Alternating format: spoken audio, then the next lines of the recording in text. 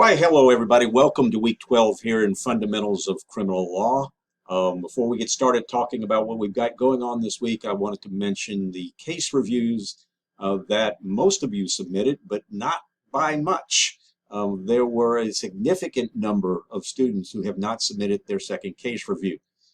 It's not an option. It is not something, oh yeah, I'll just take a 0 on it. It is a fail the class submission. You have to do 2 case reviews in order to pass this course, so they need to get in, and it's just, I can't believe the number. I think it was 9 students that did not submit their case review. So get those in. Now, I will tell you, grading them will usually take a little bit longer than the first case review because I generally have to read the case to figure out whether you did the review right. So every one of you have read y'all's, a single case. Well, I don't have to read 9 of them because they didn't submit the paper. So that was a little bit, hey, no, get them in. And I will get them graded. It may take a little bit of time. We've got TCO auditors coming in next week, so we're going to be spending a lot of time preparing for the audit. So it may be an additional week on getting them in. But I will get them graded. And if you hadn't done them, make sure you get them in, because you've gone through 3/4 of the semester and did not submit a paper that you can write in pretty much less than an hour is that will cause you to fail the class. Don't do that. Please get them in. Okay, I've said enough, and we will now move on to what we've got going on this week. So this week we're going to be looking at Title VII of the Penal Code on offenses against property, specifically chapters 33 to 35A. Get your exam review ready and start working on it as you watch the video and read the chapters in the Penal Code. Take the quiz, retake the quiz until you make a 100 on it, because you've got an exam this week and you want to get those done. Parts of those quizzes are going to be on the exam, so retake them till you get 100. It will help your exam grade. Also need to submit the original post on discussion number 12 and the follow-up on discussion number 11. We're getting more people getting the discussion right, but this class has kind of slipped behind the others in the number of people that are getting 100%, so kind of work on that.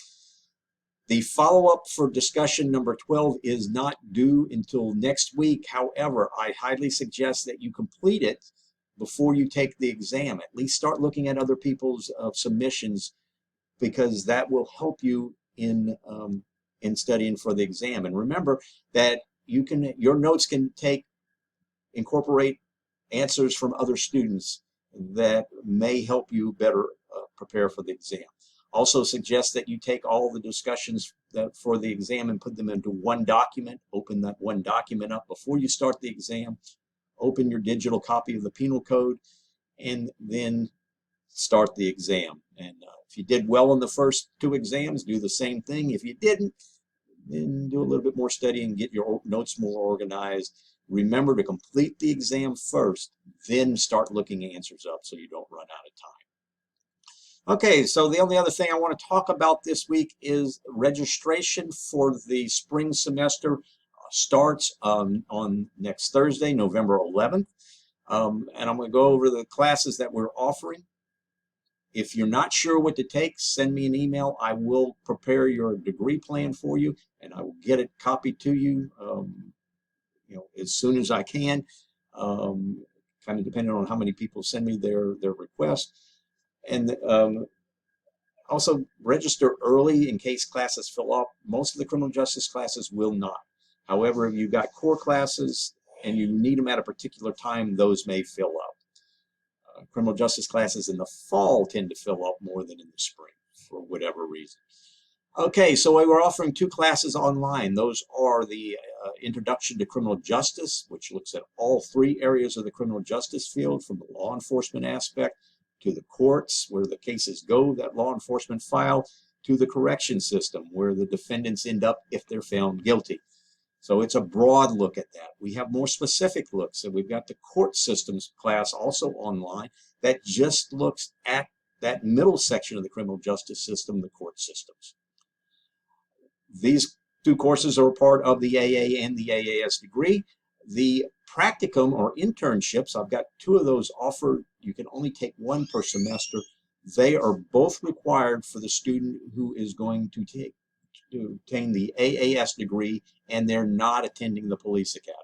So you will be required to take those if you're not going to the academy. You need to let me know that you want to sign up for it so we can find somewhere for you to take the internship. We've got working relationships with several area agencies like Alvin, Manville, Angleton, League City. We've even had a student that did it Clear Lake Shores over near Kemah.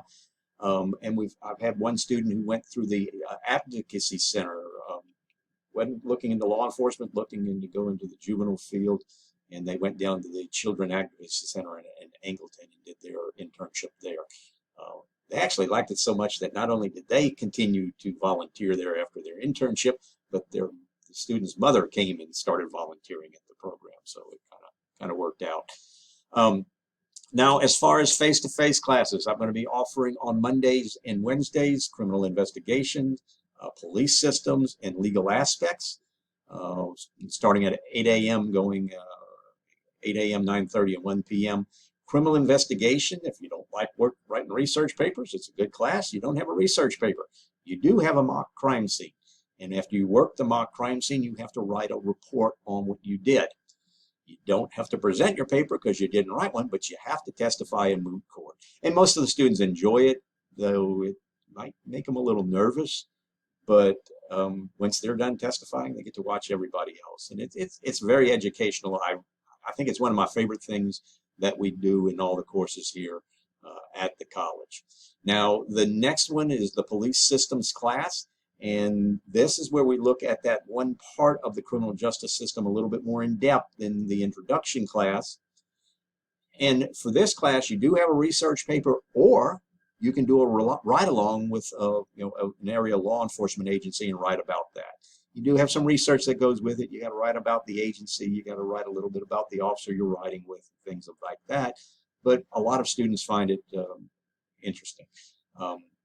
Haven't had a lot do it in the last, since COVID hit, but I did have a couple do it during COVID. And this is available to career police officers. And they just can't do a ride-along with their own agency or with an agency they've ever worked for. I want you to get a little bit broader experience. And I've had students, I had two different students, one worked for League City, one worked for Dickinson, and they rode with each other. So they both got a little bit of experience with the different agencies. And then the legal aspects, we look at not what the laws are, but how you enforce them. Look at case law and court decisions on when you can search and when you can't, and so forth. And that's going to be an afternoon course. And then we've got the juvenile justice system on Tuesdays and Thursdays at 8 a.m.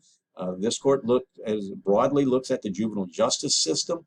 And the book has a couple sections on criminology. I eliminated those, and I've brought in Texas juvenile law, so you learn not what the laws are that we're enforcing, but the differences in enforcing laws with juveniles versus adults. It's can be a very eye-opening experience.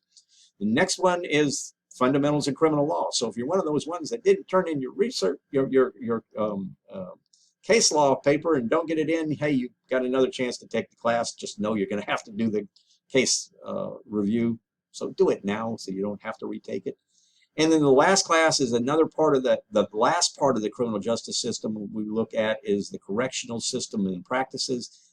That's going to be taught on Mondays and Wednesdays at 1 p.m. Again, if you need me to look at or let you know where you stand on your degree plan, send me an email and I will get that back to you. And again, registration does start next Thursday. So that's all I've got for you this week. I will talk to you later.